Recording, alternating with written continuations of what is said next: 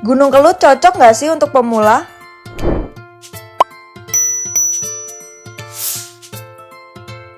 Selamat pagi dari Pos 1 Gunung Kelut. Pagi ini aku lagi di Blitar, tepatnya di Karangrejo untuk mendaki Gunung Kelut. Lagi rame banget di FYP aku keindahan kawah Gunung Kelut, jadi aku langsung gas OTW ke sini. Sebelum pendakian, alangkah baiknya kita berdoa dulu dan tepat di jam 10 pagi kami memulai pendakian dari Pos 1. Sebenarnya untuk menuju Pos 3 ada ojek dengan harga 120.000, tapi kami memilih untuk jalan kaki. Untuk menuju puncak, kita akan melewati 4 pos. Trek menuju ke Pos 1 tergolong landai dengan beberapa tanjakan aja, nggak kerasa setelah setengah jam kita sampai di Pos 2 Sekar Delima. Karena belum capek, jadi kita cuma istirahat 2 menit dan langsung menuju ke Pos 3. Treknya masih sama seperti tadi dan jarak ke Pos 3 ternyata cukup dekat, hanya 20 menit saja. Sampai di Pos 3 Mahesa Suro dan kita harus mengucapkan salam ketika memasuki kawasan ini. Di Pos 3 ini juga terdapat toilet, jadi nggak perlu repot mencari tempat dan menggali lubang. Lanjut jalan sedikit dari Pos 3, tiba-tiba view terbuka dan terlihat dari sini puncak Gunung Kelut. Setelah itu trek jadi menurun dan setelah 20 menit jalan sampai di Pos 4. Kalau kalian kira sampai Pos 4 berarti udah deket sama puncak, kalian salah besar. Karena pendakian sebenarnya tuh baru mulai dari Pos 4